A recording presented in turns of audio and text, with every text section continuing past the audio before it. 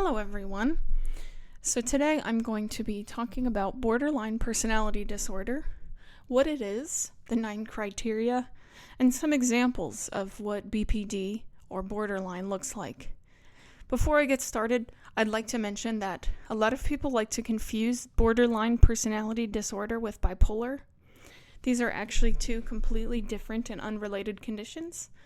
So I realized this is a big gap in a lot of mental health discussions. Sometimes people will mention bipolar when they actually mean borderline, or they'll mention borderline when they actually mean bipolar, and it is deeply unfortunate that sometimes they get the same acronym of BPD. BPD usually refers to borderline, whereas BP1 or BP2 would be bipolar, so I wanted to start with that distinction. This video will be exclusively on borderline personality disorder, which is BPD, and I will be sharing those 9 criteria with you, giving you a few examples, and sharing with you some strategies that I've noticed that tend to work really well when engaging with individuals with borderline personality disorder, or BPD. So let's get started. What are those 9 criteria? Number 1, by the way, this is out of the DSM-5, so you can look up any of this information that you want to if you want to learn more. So BPD involves at least 5 out of these 9 criteria. Number 1, frantic efforts to avoid real or imagined abandonment. Number 2, a pattern of unstable or intense interpersonal relationships characterized by alternating between extremes of idealization and devaluation. Number 3, identity disturbance, markedly and persistently unstable self-image or sense of self. Number 4, impulsivity in at least 4 areas that are potentially damaging.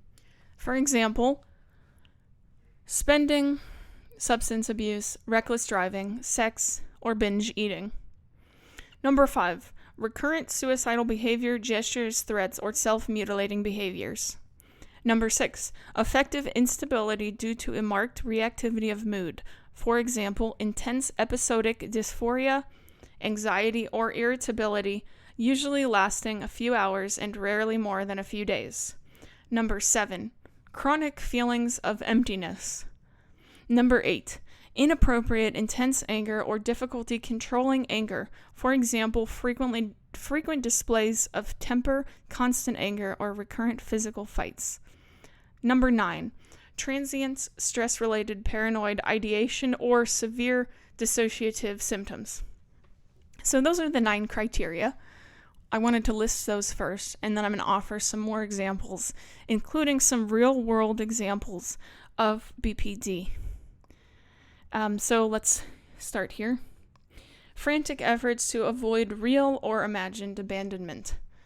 Well, for those of you who don't know, what is imagined abandonment? How could you imagine being abandoned? Well, it might be a bit like you don't text someone back, or because let's say you're at work and you are working because that's what you do at work, and that's what most people have to do when they go to work. And then the person texts back, "Oh, you're not texting me back. I guess you just don't care about me." Or other perceived abandonments of, "Oh, you hung up too quickly on the phone. I guess you don't like me." It's an illusion, basically, of abandonment. An illusion that's not actually grounded in the reality behind a situation. And so those frantic efforts in IFS terms can create a protector part that will do absolutely anything to prevent from feeling abandonment or abandoned. This can include becoming extremely clingy in personal relationships, all the way down to seeing other people as extensions of yourself to try to prevent their perceived abandonment. Because sometimes, especially like with parents and children, it can result in this feeling of if the other person starts to develop their own identity, that can become actually a threat because it feels like the child growing up and getting their own identity is then triggering abandonment, even though no actual abandonment has occurred. I hope that this part of it makes sense here. But yeah, imagined abandonment would be someone's projection of the fears of being abandoned, even if it's not actually grounded in logical thinking. Now let's look at the second criteria. A pattern of unstable and intense interpersonal relationships characterized by alternating extremes of idealization and devaluation. This one is really important for you to understand, because from the outside it might look like manipulation. But in BPD, usually it's a unconscious survival program that is running. So you see, in borderline personality disorder, the medial prefrontal cortex, aka the thinking brain, or as I like to refer to it, the nuance brain. In BPD, the nuance brain of the medial prefrontal cortex cannot hold two opposing states at once, cannot integrate them. So if there's two states that appear to be opposites, instead of integrating them, you'll see a cycle between those two states, because the part of the brain, medial prefrontal, responsible for integrating information, cannot integrate the information effectively, and so it results in idealizing and devaluing. What is a real-time example of what this looks like? A real-time example of one particular subtype would be someone telling you that you destroy their entire life, and then 2 minutes later telling you that you are greater than any god ever. This is extreme devaluation followed by extreme idealization. Unfortunately, one tends to lead to the other.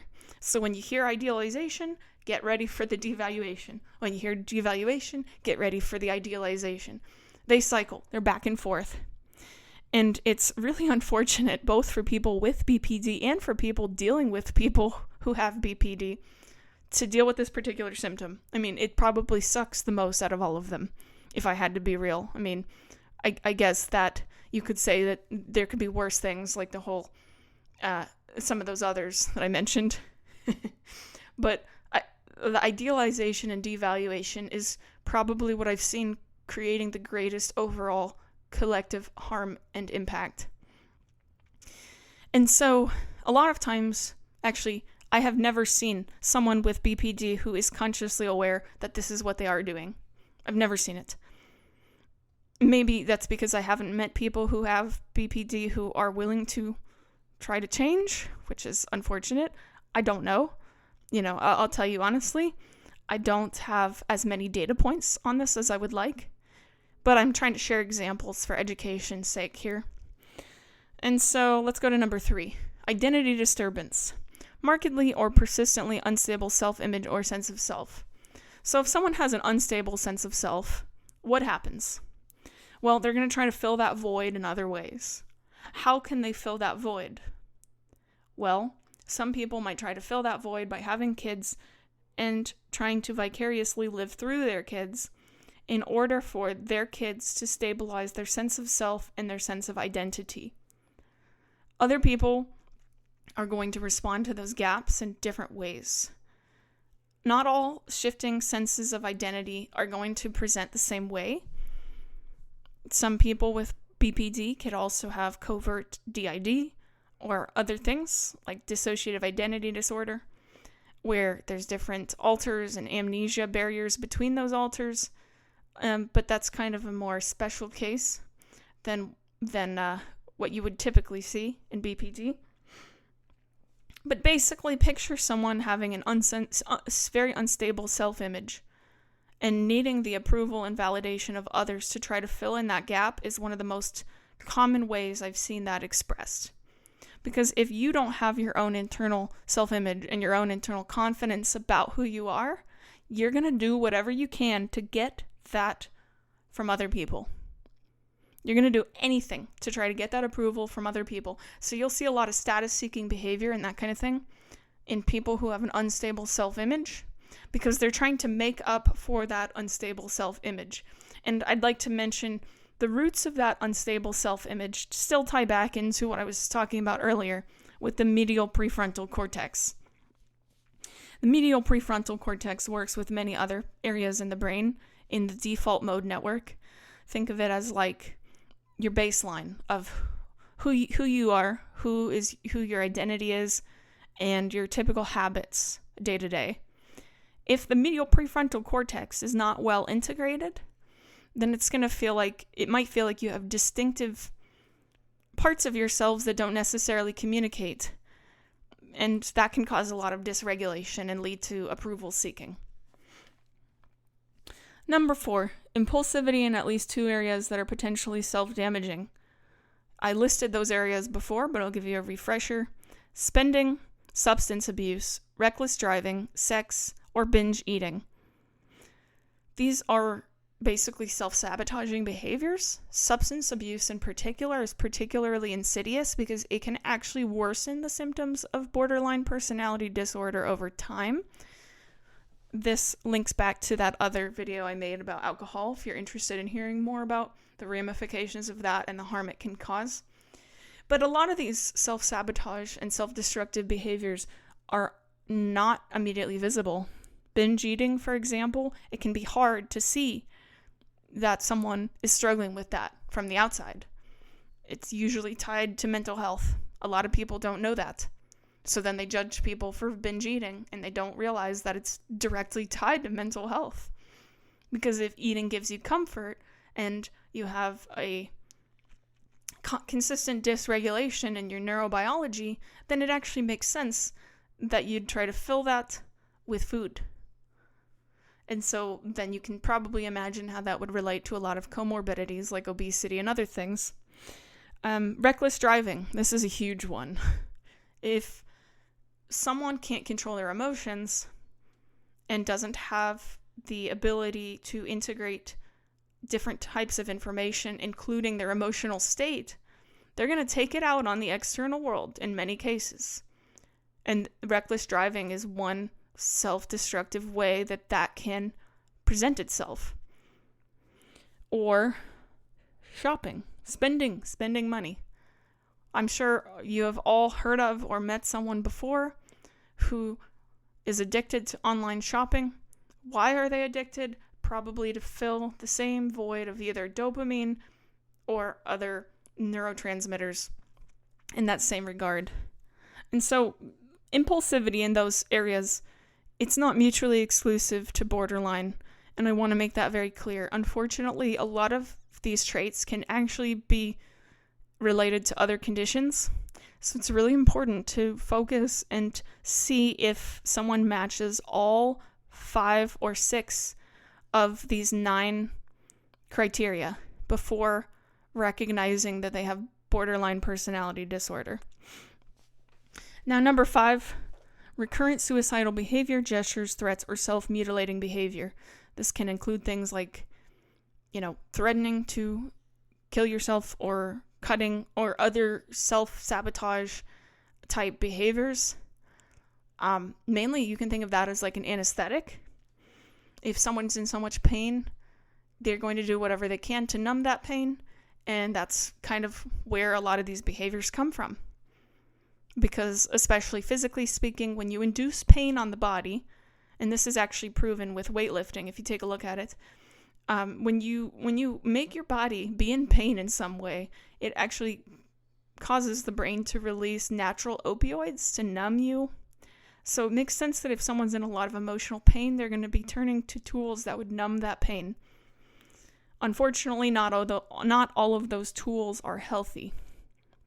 And the replacement of the unhealthy tools with healthy tools is actually a huge proponent of how people heal from borderline personality disorder.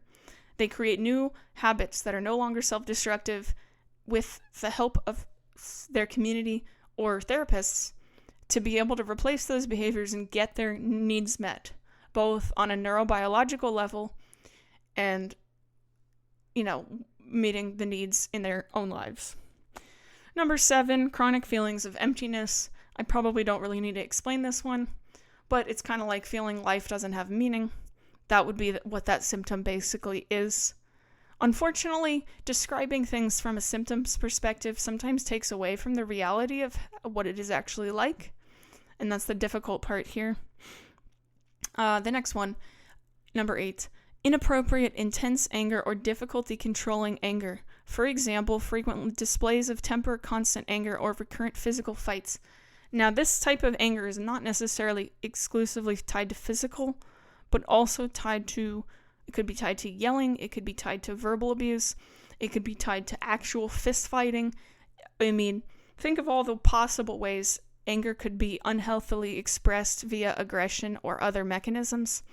Basically, that symptom represents an unhealthy expression of anger rather than observing the emotion, sitting with it, and finding other healthy replacement behaviors like running, for example.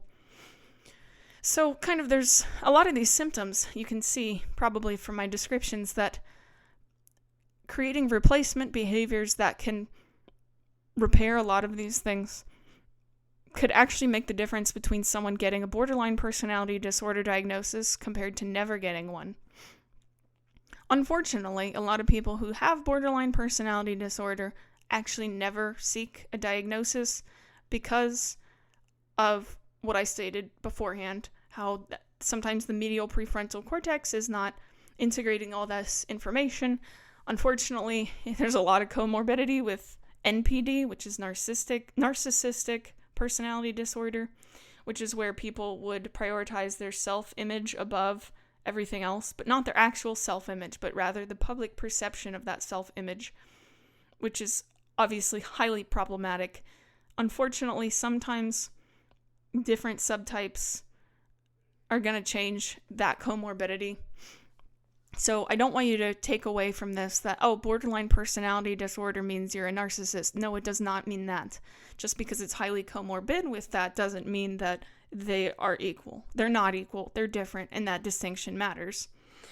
And then number 9 was transient stress-related paranoid ideation or severe dissociative symptoms. Well, if you're in a lot of pain and you can't express it easily, or you don't have those habits of self-expression in place, then it makes sense that the brain's going to do what it's best equipped to do in that type of scenario, and is going to completely cut you off from your senses to make the world feel like you're in a daze, or to make, to externalize it.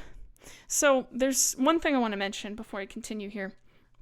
There's actually 4 subtypes in borderline personality disorder, and I'm going to tell you each of these 4 subtypes because it really matters a lot. A lot of people, especially I see online, are internalizers, and I'll tell you more on what that means. So let's start here. We have the impulsive subtype. Impulsive borderline is characterized with a high degree of thrill-seeking and risk-taking, unpredictable behaviors. Individuals with this subtype engage in substance abuse and reckless spending, binge eating, or other unsafe practices. Their actions are driven by a need to immediately discharge internal tension without regard for future consequences. So think of it like you have so much pain and tension within your own mind that you need something numbing it to distract you or numb you from the pain. That's the impulsive subtype. Now, like I said, it's important not to extrapolate one symptom to everything else, because other conditions, like ADHD, for example, can have impulsivity as well. So that's why it's important to check to make sure at least 6 out of those 9 criteria I just talked about are met. Another subtype, quiet subtype. This is where the person is tormented. When I hear the idea of a tormented artist, I really do think a lot about this subtype. This is also known as quiet BPD, or discouraged. The person with discouraged borderline internalizes their emotional pain. Rather than lashing out at others, they lash out at themselves. They're highly susceptible to depression, chronic feelings of emptiness, deep-seated self-criticism, and avoidant behaviors. And they may mask their symptoms heavily, appearing high-functioning while experiencing profound internal distress. Think of this subtype as, okay, well, if other people won't change, I have to deal with my own shit. But unfortunately, this subtype, by dealing with their own shit, it usually involves a lot of rumination and a lot of self-criticism. So a lot of people who have discouraged BPD have a really harsh inner critic that just won't stop. And again, like I was saying before, this particular subtype is also another symptom that can exist in other conditions like OCD, autism, ADHD. I mean, if you're neurodivergent listening to this, you're probably laughing at this part because who has not? Have you ever met a neurodivergent who has not internalized their pain? I mean, straight up, show me anyone. Like, every neurodivergent person I have ever met tends to internalize their pain, unfortunately. And the reason I'm telling you this is I don't want you to hear that symptom and think, oh, this person's quiet borderline. Not necessarily. You got to check all 6 out of those 9. 6 out of those 9 really matters. Okay, so that's 2 subtypes. We got impulsive, we got quiet. We also have the petulant subtype. I don't really know how to pronounce that word. I'm sorry if I said it wrong. I read a lot, but I don't always speak the words that I read. But anyways, this person who is petulant is defined by deep fear of abandonment expressed through irritability, passive aggression, stubbornness, and sudden outbursts of behavior. Their internal personal relationships are highly volatile, rapidly oscillating between extreme dependence and hostile rejection. A good example to picture this is like, have you ever seen a couple and you're just like, how are they still together? And she alternates between like blaming all of her problems on the other person, but then immediately shifts to evading talking about it. I'm doing my best to give an example here. Petulant subtype, unfortunately, has a lot of outward aggression to it, typically. It can involve people all of a sudden exploding, basically. It maybe starting a screaming match. This is a really good symptom to talk about here. If someone consistently cannot manage their emotions or cannot self-regulate at all, that is a very strong borderline personality symptom. And it's a part of why borderline personality disorder has such a huge stigma attached to talking about it, because other people who were treated in harmful ways that were not okay are tired of dealing with it. They're tired, which makes sense.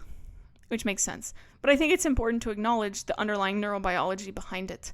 So the neurobiology behind it here is that, once again, that medial prefrontal cortex, the thinking brain, it turns out that's the part of the brain that actually gates, aka modulates or reduces, the signals coming from the amygdala. Amygdala is the fear brain. Amygdala is the part of the brain that gets triggered if all of a sudden there's a tiger behind you and you need to save your life and sprint away. It's that fight or flight. The amygdala would trigger that fight or flight. So our thinking brains, the medial prefrontal cortex, thank goodness, are able, most of the time, to manage those intense amygdala signals. So in borderline personality disorder, those signals are heightened. It's a double-edged sword, both because that thinking brain cannot effectively modulate the signals coming from that fight or flight brain, and the fact that the amygdala is more sensitive. So you have a more raw experience coming in emotionally and lack the ability to integrate it and self-regulate in a healthy way. And what does that externally look like? It looks like yelling, it looks like meltdowns, it looks like people losing self-control, saying things they regret. It looks like people criticizing other people. Or it looks like pain. If you can think of a high conflict situation, that is a very common example. A lot of people who grew up with someone who has borderline personality disorder got very good at conflict de-escalation because it was needed very often. And so petulant subtype is probably honestly the hardest to deal with because it's so externalized. The person who has petulant subtype typically is going to externalize that pain. So if they're feeling insecure about their weight, they're going to project that outwards and start insulting other people about their weight. Or if they feel insecure about how they look, they're going to start externalizing and projecting that outward to criticize how other people look. You can actually almost reverse engineer someone's internal system by looking at the things that they criticize and then seeing how it maps onto their own projections and insecurities. It's pretty incredible how you can do this, how granular you can do this, even if you know what to look for, if you're really committed to understanding and listening to the language that people use. People are advertising and broadcasting their insecurities constantly. And it's unfortunate because self-regulation is actually a learned skill. Borderline personality disorder is not a life sentence. That's what's unfortunate about it. And you might be confused by me saying that, like, what do you mean it's unfortunate? Well, the unfortunate part of it is that people won't always get help. People get trapped in addiction. They don't always want to change. Sometimes they think they're so perfect the way that they are that nothing can ever make them better. Like comorbid NPD. And so they get stuck in these preventable spirals of pain. And I want to make it clear that, these are all just examples. BPD does not always present the same way. I'm hoping that by me emphasizing these different subtypes, you can understand that. One person's BPD might not look like another person's. And there's also a lot of question with comorbidities and other things. So it's important to understand that what I'm describing is not something I'd like to stigmatize. I'm trying to offer you some patterns about what the behavior can look like. So then, last subtype, self-destructive subtype, altered pain and sensation. The person with self-destructive borderline experiences such overwhelming psychological distress that they turn to self-harm, suicidality, and masochistic behaviors for relief. Self-injury is used not strictly as a cry for help, but as a deeply ingrained biological mechanism to regulate nervous system overload. So do you see here how almost every single one of these symptoms is an unhealthy coping response to pain? Like, you can literally look back at all the criteria I've listed and you can immediately see probably the protector parts that might have formed in childhood from different experiences that learned to try to protect that person at all costs. Even for someone with NPD. NPD, a lot of people don't understand it. Well, I'm happy to share everything I understand about it. If someone grew up believing that image was necessary for survival, then it makes sense they'd prioritize image over everything else. It's an unconscious survival mechanism that rarely goes unchallenged in that case. So, in conclusion, I want to just reiterate everything I've shared here. The 4 subtypes: impulsive, discouraged, petulant, self-destructive. Those are the 4 subtypes. And the different brain areas involved change based on those subtypes. Impulsive, primarily disorder of frontostriatal control and dopamine dysregulation. Discouraged, default mode network, lots of rumination, hippocampal volume loss. Petulant, disorder of amygdala hyperreactivity and interior cingulate social pain amplification. Self-destructive, a disorder of somatosensory decoupling and endogenous opioid dysregulation. It makes sense that if your brain isn't producing enough opioids from pain, then you're going to feel the pain more intensely and you're going to turn to self-destructive behaviors. It makes sense if you feel amplified social pain and have amygdala hyperreactivity telling you that you need to be constantly in fight or flight with the reduced ability to integrate new information, then it makes sense you'd automatically resort to those reactive fight or flight behaviors like fight, flight, freeze, fawn. Those are actually the 4. Discouraged, it makes sense that if you think that everything that has ever happened is your fault and your problem, that you're gonna ruminate a lot on that, and it's gonna be tough. And impulsive, well, it makes sense that if you feel like you're lacking agency or control in your life, you're gonna pick impulsive things that you can control as a way to gain back that agency. I really hope that this was useful to you, learning a little bit more about borderline personality disorder. And I do want to say one thing. If you are dealing with someone who has borderline personality disorder, first off, I probably would recommend not telling them, because it's not an easy conversation to have, and it's also not really your responsibility to have that conversation. Above all, protect yourself and protect your own life and your own sanity. Don't let other people project their problems onto you. And I know that's easier said than done. But when you start really looking at those projections, you can recognize and disconnect from it. Recognize that the projection is not a reflection of you or anything that you believe or anything that you've ever done. And then it frees you from those projections. And you can also see from this podcast, hopefully, I hope the takeaway here is that expecting others to externally self-regulate you comes at a cost.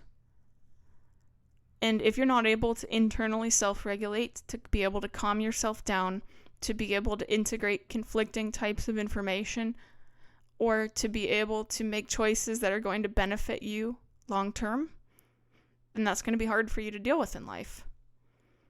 And habits really do define a lot of that.